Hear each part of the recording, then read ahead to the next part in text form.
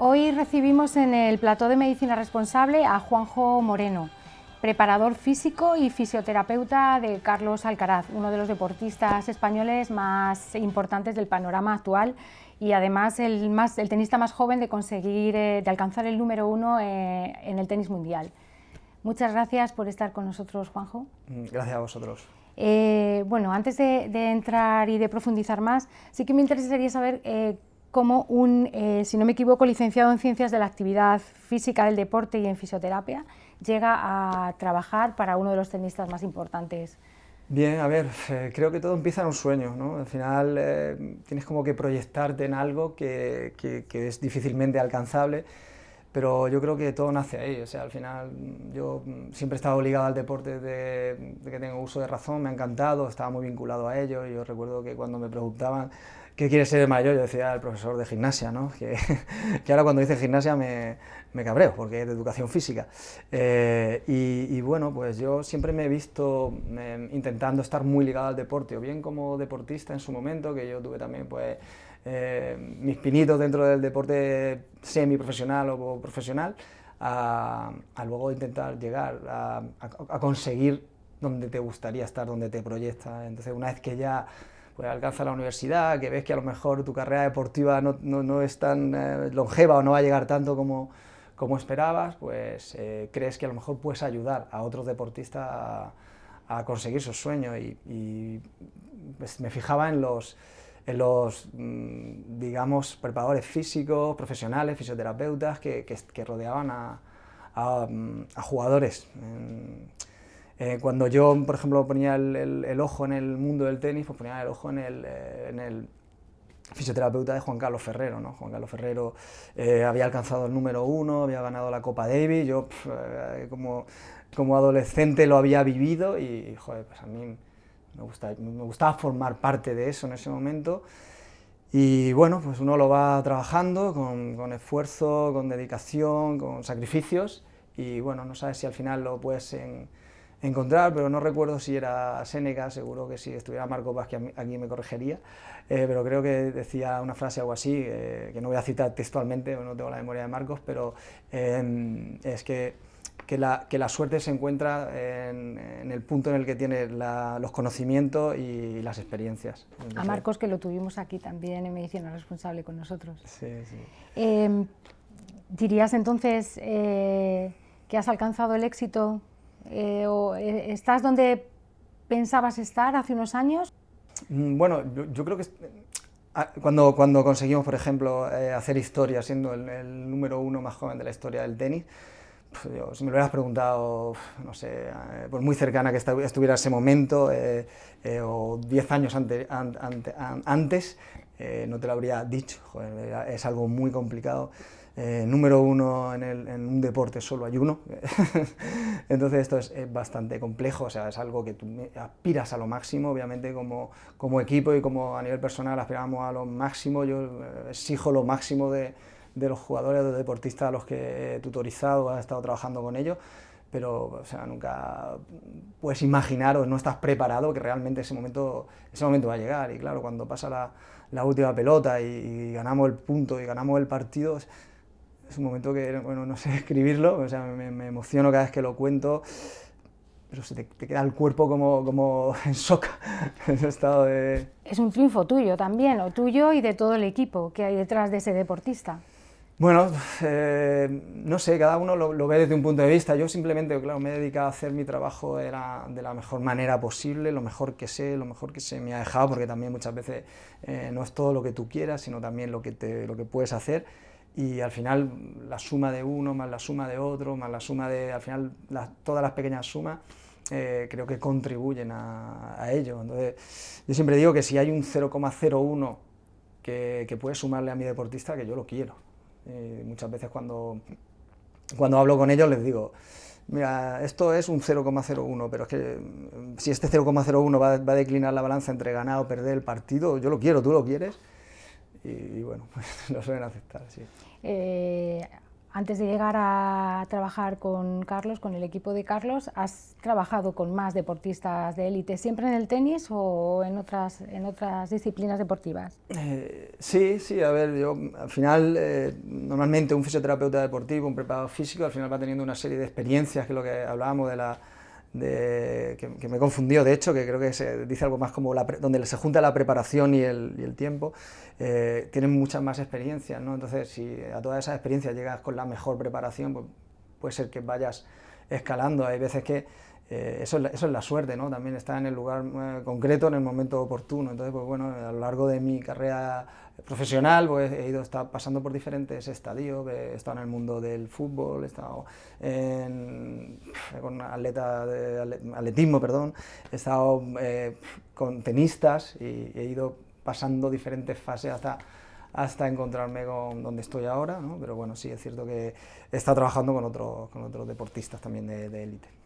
Y toda esa experiencia que has de trabajar con diferentes deportistas, desde tu punto de vista, ¿crees que el deportista de élite, el que llega a lo más alto, es talento, es disciplina, es una suma de ambas cosas? Hay que tener el talento, porque si no lo tienes, por mucha disciplina y por mucho que trabajes, no vas a llegar, o al contrario.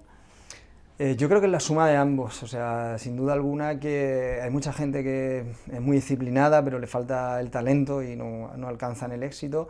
Y a la inversa casi que me cuesta más verlo, o sea, por mucho, durante toda mi carrera profesional, de hecho, he estado muchos años, muchas horas al día en una academia de tenis profesional, una de las mejores academias del mundo, que es la de Juan Carlos Ferrero, y he visto mucho talento con poca disciplina. Entonces he visto que muchas veces ese talento pues, se ha desperdiciado también.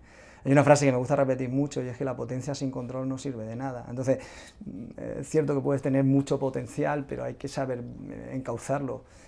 Una vez más, el caso de Carlos también es algo parecido. Es un deportista que tiene un talento innato, que se junta con una familia, con unos valores arraigados al deporte, que se junta con un equipo que se va formando alrededor de él, muy preparado, con experiencia, y al final todo ese cóctel hace que haya ido a éxito. O sea, yo siempre lo digo, que la receta, la receta para hacer una paella está muy determinada por los ingredientes que utiliza y por el chef, ¿no? que tiene la capacidad de mezclarlos y organizarlos para que vaya a éxito. Y en esa receta el preparador físico, bueno, todos sabemos que tiene un papel fundamental. Me viene a la cabeza cuando hace años vimos ese cambio espectacular de Carlos Alcaraz en su físico, estaba más fuerte. ¿Qué papel juega un preparador físico como el que tú haces diariamente con un deportista de élite como Carlos en el día a día para conseguir que alcance ese éxito? A ver, al final la suma de todo, o sea, al final está también, pues hay una parte también que está destinada al médico, también a su nutricionista, que es Ale Ruiz. La preparación física la llevo también en conjunto con Alberto Lletó, que es otro compañero. Tenemos un psicólogo deportivo. Al final, es lo que decías antes, no es solo la preparación física, sino es la suma de cada uno de los ingredientes lo que hace que por ejemplo, se proyecten en el jugador algunos cambios físicos que, bueno, pues como ese que impactó mucho al mundo, ¿no? De algo que nosotros, pues era lo que pretendíamos. O sea, nosotros cuando teníamos el cambio físico ni siquiera lo percatamos, obviamente sí, porque al final son muchos jugadores de una edad que si se trabajan bien van a hacer ese cambio físico. O sea, de hecho, yo siempre hablo de que hay como una especie de filtro en el deporte profesional que tienes que ir atravesando, pues la mente es uno de los filtros, cómo gestionas las emociones, el físico es otro de los filtros, lo que tú has dicho, la disciplina es otro de los filtros. O sea, hay algunos que esos filtros no los atraviesan o que no son capaces, se quedan en ese filtro que pues, no ha trabajado el físico como toca, no ha hecho, y entonces, aun por mucho talento que tenga, pues no tiene un físico. Actualmente el mundo de tenis es muy exigente a nivel físico, es un deporte que cada vez exige que el deportista sea más completo en muchos campos. Nosotros cuando trabajamos con el objetivo de preparar a nuestro tenista para ser el mejor tenista que pudiéramos alcanzar, y nosotros planteamos ser el mejor tenista del mundo, sabíamos que teníamos que conseguir un físico que estuviera adecuado a esa exigencia.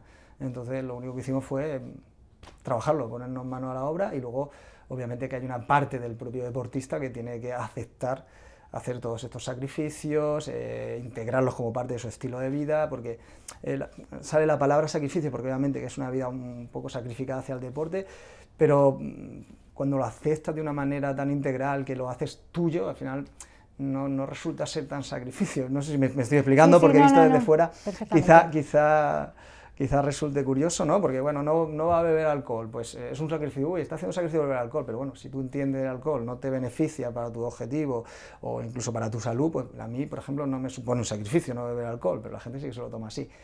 Pero bueno, al final el cambio físico de un deportista es un requerimiento para mí, según qué disciplina deportiva, imprescindible para alcanzar el éxito. Y dices de trabajarlo, ¿cómo? Para un deportista, ¿cómo trabajarías el día a día de un deportista cuya meta, un deportista de cualquier disciplina deportiva, cuya meta es alcanzar el éxito o estar en el top de los principales? La pregunta es tan profunda que me resulta difícil incluso asimilarla a nivel no sé, mental, de resumírtela, pero creo que a lo mejor si te la aterrizo a un día a día de lo que puede ser la vida de un deportista que tenga como objetivo ser el mejor en su disciplina deportiva, yo lo cuento siempre como unos ladrillos que tú cada día tienes que poner.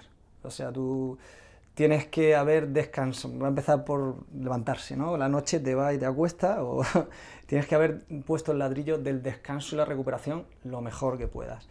El siguiente ladrillo va a hacer tu alimento, que sea tu energía, que sea lo que te nutre, que sea lo que te forme, que sea alimento, que esa nutrición sea la mejor posible.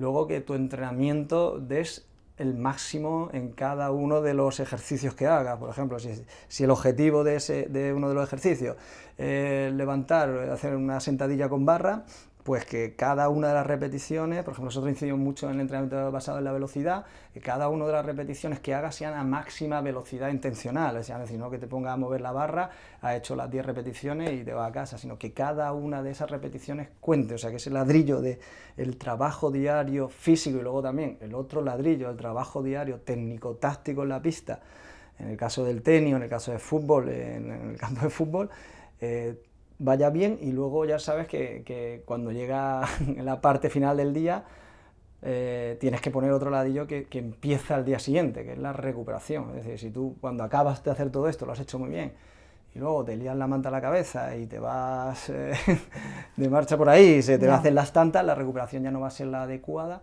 Y igual con el ladrillo mental, de la mentalidad, de cómo ir cada día haciendo esto. Entonces, muchas veces cuando me preguntan me dicen: oye, ¿es tan complicado hacer un deportista de élite o de éxito, que tenga éxito en su deporte? Y digo, no y sí, o sea, es esto que estoy contando, poner cada ladrillo de la mejor manera posible, digo, pero lo complicado aquí es hacerlo cada día. Claro. O sea, cada día ser constante a hacer esto. Entonces, al final, esta frase no es mía, ¿no? Pero al final, si tú vas poniendo ladrillo, cuando mires al cabo de un año, o 2, o 3, o 5 años, dependiendo del deporte y del objetivo, habrás construido el mejor muro que se puede construir y no tendrá...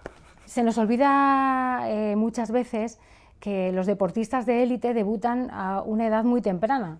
Por ejemplo, en las primeras plantillas de fútbol, ya hay niños con 16, con 17 años, el caso de Lamine Yamal en el Barcelona, o el caso de Carlos, que son personas muy jóvenes, que su maduración a nivel psicológico, mental, pues puede ser que no estén tan preparadas como cuando personas con ya 35 o 36 años.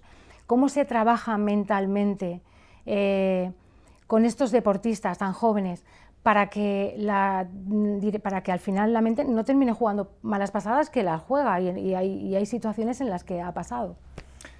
A ver, al final el trabajo mental también es como el trabajo físico, es una disciplina más que tienes también que abordar de la mejor manera posible. Hay hay, como me decías, una parte de talento y una parte de genética y otra parte que es adquirida. Al final es el deportista, este tipo de deportista, Yamil Yamal, por ejemplo, echarse a la espalda a la selección española, tener la responsabilidad, o por ejemplo Jordan, que cuando lo descubrió la casa Nike para ficharlo, pues hay un tiro que él acepta. No sé si habéis visto la película, pero bueno, yo la he visto, y es un tiro que él acepta con una responsabilidad, sí, que si lo fallas, pues el equipo está eliminado, y entonces dice que lo que transmitió la esencia para ficharlo fue la tranquilidad con la que asumía esa responsabilidad.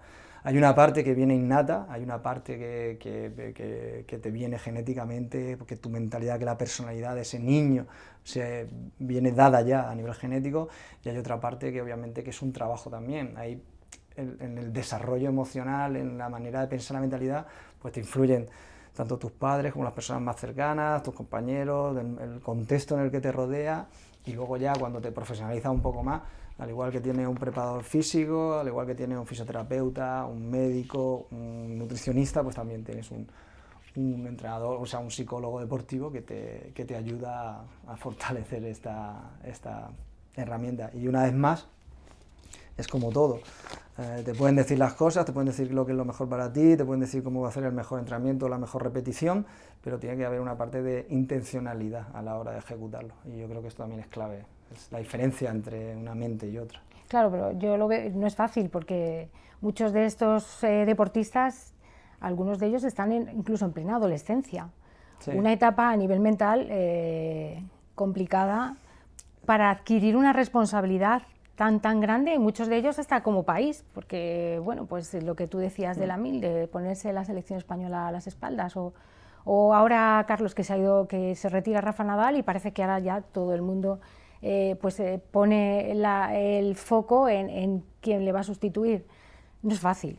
No, no es fácil. Bueno, Rafa también ha sido el ejemplo, ha sido también muy precoz a la hora de conseguir sus éxitos, y también ha tenido una de las características que se destaca de Rafa es su fortaleza mental, su capacidad. O sea, recuerdo un partido en el Australia Open que los algoritmos daban por vencedor a Daniil Medvedev, porque el resultado y el marcador y el tipo de juego y cómo estaban las estadísticas, pues el algoritmo daba, no sé si no recuerdo, pero era en torno al 90% de probabilidad de que ganara Daniil el Grand Slam, y un 10% a Rafa, y Rafa fue capaz de darle la vuelta y demostró una vez más que, a pesar de que todo indicaba que iba a perder el partido, en su cabeza no estaba perdido. Entonces, esto es algo con lo que se nace, como te decía, y que también, claro, obviamente precisa de un trabajo que es fruto al final, pues, del trabajo del psicólogo deportivo, de los profesionales, y obviamente de tener experiencias que te acerquen y que tú seas capaz de verlo y hacerlo. Entonces, la maduración que se produce en este tipo de deportistas, yo creo que es precoz también. O sea, sus éxitos son precoces, pero su maduración también es precoz. A mí el deporte, o sea, me apasiona los beneficios que obviamente tiene el ejercicio físico, me apasiona la salud, me apasiona cómo la gente puede aprovecharse de algo tan sencillo y tan barato, ¿no? Y el deporte, además de generarte todos estos beneficios fisiológicos, bioquímicos, físicos para tu salud, también te provisiona de una serie de valores que van en esta línea que estamos hablando. Es decir, pues, del esfuerzo, de la tenacidad, de la resiliencia, todos estos valores. Yo cuando pienso en resiliencia pienso en Rafa. A mí el que me ha inspirado mayor resiliencia, el ejemplo que te pongo es él. Entonces, estos valores te los da practicar deporte o practicar ejercicio físico. Al final las cosas tienen un coste, lo asume, lo acepta, todo este tipo de experiencias, de derrotas, de victorias, de cómo asumes una cosa y otra, pues al final va forjando un carácter que yo creo que, pues, deportistas como puede ser Yamil o como puede ser los que estamos hablando, pues lo han sabido causar bien. Entiendo que uno de los principales temores que tenéis los preparadores físicos de deportistas de élite son las temidas lesiones. ¿Se pueden prevenir o son inevitables, vienen por sorpresa, se intuyen? No sé, es algo que además se ve mucho últimamente, también en el fútbol. No sé si se pueden trabajar para evitar o... Hay un fisioterapeuta deportivo, un médico deportivo, un nutricionista deportivo, o sea, hay una figura de cada una de las profesiones enfocada a prevenir las lesiones, a tratarlas, a rehabilitarlas, especializado. Eso cuando ya hay algo que tiene un sufijo médico deportivo o fisioterapeuta deportivo, ya quiere decir que todo va en esta línea que tú preguntas, es decir, prevenir las lesiones, recuperar lo antes posible, y al final siguen produciéndose. Hay mucha ciencia detrás, hay muchas investigaciones, hay muchos test que se hacen, pero al final las lesiones están ahí, son parte y nos acompañan en el día a día. Se puede intentar hacer algo al respecto, pero cuando tú llevas al cuerpo a los estados, digamos, o a la exigencia que se somete un deportista de élite, es difícil. No pondría en la mano, no conozco a ningún deportista que no haya tenido una lesión, o sea, no pondría en la mano en el fuego por ninguno que no haya sufrido una lesión. Si realmente estás compitiendo a tu máximo nivel, bueno, en el caso del tenis, cada día, cada semana, cada mes, o sea, es una temporada muy exigente. En el caso del ciclismo, no sé, yo cuando veo un Tour de Francia, digo, no sé si son humanos o qué son, pero bueno, son 3 semanas compitiendo con un nivel de exigencia, una cantidad de kilómetros, pero bueno, en cualquiera de las competiciones que hablemos, el otro día veía el documental de Pau Gasol, que tuvo una lesión importante, y era como, joder, claro, es que están jugando cada 2 días, entrenamiento.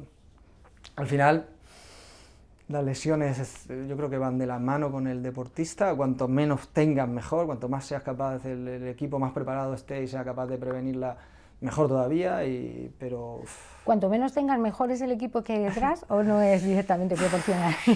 Yo creo que no es directamente proporcional, porque al final no va a depender solo del profesional que está detrás del jugador, o sea, es lo que te decía. Si tú le dices, mira, por el tema de la cascada hormonal, quiero que dejes los dispositivos móviles 1 hora o 2 horas antes de acostarte, porque la luz blanca ha demostrado que tu cascada hormonal de recuperación no va a darse de la manera en que yo quiero que se dé para que mañana estés en la mejor forma. Y estás tratando con un adolescente o estás tratando con un joven o con los tiempos que corren y tal, va a ser difícil que deje la pantalla, o puede ser que la deje o puede ser que no tiene el control, y a lo mejor al día siguiente te viene la lesión y parece que tienes controlados todos los factores. Tú habías dicho, el equipo había dicho, a partir de las 10:30 a las 11 no hay pantalla, y esa pantalla, por lo que sea, porque está hablando con un amigo, porque está hablando con no sé qué, con alguien, algo emocional o algo que pues le puede afectar. Recuerdo a Ángel Basas, que era un fisioterapeuta de la Federación Española de Atletismo, que falleció hace unos años, y que estoy muy apenado porque era un profesional enorme. Yo lo conocí, también ha sido compañero mío en algunos másteres de la universidad que dábamos, que él decía que estaba entrenando a un atleta, además que hacía salto de longitud para los Juegos Olímpicos, recuperando una lesión, todo iba bien, y bueno, desde donde estaban esperándola para recibirla, pues ven que tienen una discusión con su pareja, o con lo que parecía que podría ser algo airada. Entrenan y tal, todo parecía que iba bien, el siguiente paso era eso, y se lesiona. Entonces, obviamente que incluso no puedes separar al deportista, quiero decir con esto, no puedes separar al deportista de sus emociones, y las emociones alteran, bueno, podría hablar desde la microbiota hasta el cortisol y todo eso. Al final hay un cóctel hormonal explosivo que puede pasar factura en un músculo. Entonces, es muy complicado evaluar a los profesionales que hay detrás del deportista solo. Ya, sí que es, o parece evidente que la sobrecarga de torneos o en fútbol de partidos hace que haya más riesgo para los deportistas. De hecho, hace unos días supimos que el sindicato de futbolistas profesionales había denunciado a la FIFA precisamente por eso, por no proteger la salud de sus jugadores con el calendario tan ajustado que tienen, pues consideran que no están protegiendo lo más importante de cualquier persona, que es su salud. Sí, yo estoy de acuerdo también. O sea, yo, por ejemplo, que estoy más vinculado al mundo del tenis, para mí el calendario de tenis es excesivamente exigente. Entonces, claro, al final ellos dicen, bueno, sí, nosotros colocamos los torneos, tal, pero son los jugadores los que deciden jugarlo, no, pero es que al final, claro, un jugador va a decidir jugarlo siempre, porque al final, por ejemplo, en el caso del tenis, va por punto del ranking, si tú no juegas un partido dejas de ganar esos puntos, con lo cual sí que es una decisión personal o de equipo, pero sí que es cierto que al final el calendario es el que es, el rival viene detrás, tu capacidad de competitividad está ahí, o sea, un deportista no va a querer perderse una oportunidad para ganar en algo o sumar en algo, y es cierto que alguien debería de controlar esa sobreexposición a tanta carga de partidos, de repeticiones, de volumen, que al final acaba en lesiones. O sea, nosotros a este tipo de lesiones le llamamos lesiones por sobrecarga, o de sobresolicitación, o de microrepeticiones, y entonces, claro, esto acaba mermando la vida deportiva de un deportista. Alguien debería de darse cuenta que en el show los actores son los principales, o sea, no puedes llevarte a los actores a que cada día de la semana estén actuando en un teatro, ¿no? Porque al final, a lo mejor a nivel cognitivo tienen algún fallo y el espectáculo no se da tan bien, entonces deberían de a lo mejor decir, bueno, oye, vamos a disfrutar, pero también vamos a tener estos periodos de descanso que sean lo suficientemente prolongados como para que el deportista pueda recuperarse, pueda entrenar bien para prepararse para el siguiente. Pero manda un poco también pues bueno, el espectáculo, lo que genera, lo que hay alrededor del espectáculo, y hay muchos intereses que al final pues bueno, van tirando, y es una batalla que los profesionales que estamos detrás de los grandes deportistas pues nos gustaría traernos hacia nuestro terreno y que se nos respetara más nuestras opiniones, pero bueno, ahí está, la realidad la que tenemos y intentamos adaptarnos. Los profesionales que estáis detrás, ¿cómo hacéis para trabajar esa recuperación entre, pues en el tenis, entre partido de Grand Slam con otro partido, que son muchas veces partidos muy exigentes a nivel físico, y en el fútbol pasa lo mismo, pues Liga, Champions, luego selección, tal. ¿Cómo trabajáis los preparadores físicos esa recuperación? Me imagino que no será solo a nivel física, que también será a nivel mental. Sí, claro, a ver, pues, cada uno tiene su propia estrategia, cada uno tiene sus métodos. Nosotros, en nuestro caso, pues bueno, a mí siempre me gusta hacerme eco de lo que la evidencia científica avala, entonces, pues bueno, entre lo que la evidencia científica ha mostrado que tiene evidencia en que ayuda a la recuperación y regeneración de los tejidos lo más rápido posible, y luego también, hombre, tienes que tener un poco de la mano izquierda, ¿no? O la cordialidad con el deportista, que también pues, crea en ti lo que le dices que tiene que hacer, acorde, sepas también que a lo mejor pues, esto te puede permitir un poquito más de recuperación, la palabra mucha burrala, ¿no? Un poquito más de recuperación, pero es cierto que a tu deportista, por ejemplo, eso no es algo que le agrade, a lo mejor pues, en vez de quitarle el dispositivo a las 10:30, pues tienes que quitarle el dispositivo a las 11:15, y ¿sabe? Eso también ya va un poco de las manos de cada uno, pero bueno, hay diferentes estrategias que cada profesional le tiene más fe a una, a otra gente pues, que tiene sus propios métodos, más basados en su evidencia empírica, ahí ya cada uno, pero sí, ese es un papel que no se ve, la recuperación. La gente, pues eso, si ve de repente a un deportista que no está dando el nivel que se supone que tiene que dar, pues bueno, oye, porque este no está dando el nivel que se supone que tiene que dar. Pues bueno, por ejemplo, en el tenis, un jugador de tenis puede acabar a las 2:30 de la mañana, empezar con la estrategia de recuperación y no acostar a las 4:30 de la mañana porque pues necesita reponer depósito de glucógeno, comida, no sé qué, una vuelta a la calma de su sistema, y esto nos lleva un tiempo. Y luego al día siguiente, o menos de 24 horas, o sea, tiene que volver a jugar. Y a lo mejor ese deportista, por ejemplo, el mío en mi caso, ha acabado al final a las 4:30 de la mañana, y el contra el que se enfrenta acabó a las 3 de la tarde, con lo cual la diferencia de tiempo, claro, eso también. Pues, y la gente pues no lo entiende. La gente lo vio jugar ayer y ganar, y quiere verlo jugar hoy y que gane otra vez, porque el rival en teoría es de una categoría inferior, por lo menos en ranking. Y esa relación, porque según lo que me cuentas, a veces tenéis así un poco el papel de fiscalizadores, ¿no? De la policía, te quito esto no lo puedes hacer, ¿no? El preparador físico. ¿qué relación se genera con el deportista de élite? ¿Es buena al final? Bueno, pues termina siendo alguien de tu día a día. No sé si me puedes describir un poco qué tipo de relación. Sí, a ver, bueno, hacen mención al preparador físico, pero el preparador físico, pero yo también como soy fisioterapeuta también, o sea, al final alguno de los profesionales que está alrededor del jugador, pues, o entre todos, pues, o sea, pues tienes que ir un poco mediando en ese balance. Porque claro, él al final pues tiene una vida que supone mucho sacrificio, como lo hemos entendido al principio. A mí, por ejemplo, con los conocimientos que tengo, pues no me supone ningún sacrificio cuidar mi salud o comer saludablemente, y no creo que me pierda nada por no comerme un brownie de chocolate a las 12 de la noche después de una cena espectacular, y hay otro que no comerse ese brownie sí que es un sacrificio. Con el jugador al final también lo tienes que entender así, yo creo que el proceso educacional con el propio jugador es muy importante.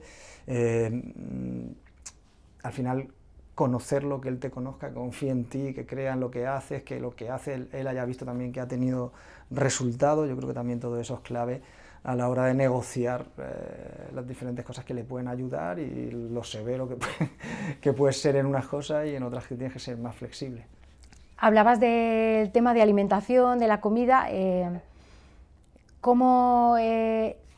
¿Qué relación hay entre la preparación física y la alimentación? ¿Es una unión indivisible dentro del día a día de un jugador, de un deportista de élite?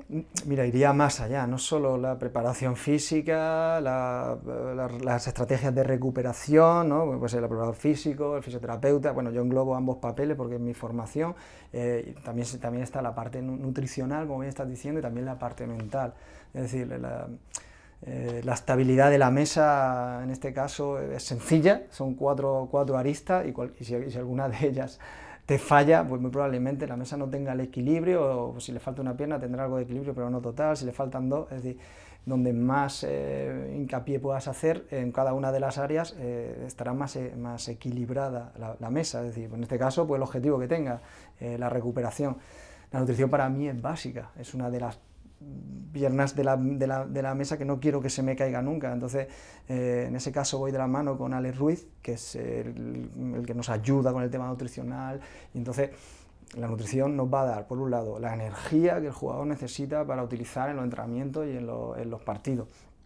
Por otro lado, nos va a dar la primera parte de la recuperación del esfuerzo. Por otro lado, hablabas de prevención de lesiones, ya se ha visto que también hay algunas ayudas ergogénicas, incluso con los propios alimentos, que te pueden ayudar a prevenir lesiones, a bajar el grado de inflamación que va a sufrir el jugador. O sea, al final la nutrición yo creo que es clave en todos los momentos de la vida o del día a día del deportista, y junto con el resto de piernas que se sostienen en la mesa, imprescindible. Desde tu punto de vista, ¿cuáles son las principales condiciones físicas que tiene que tener estoy hablando de físico, que tiene que tener un deportista de élite para alcanzar el éxito?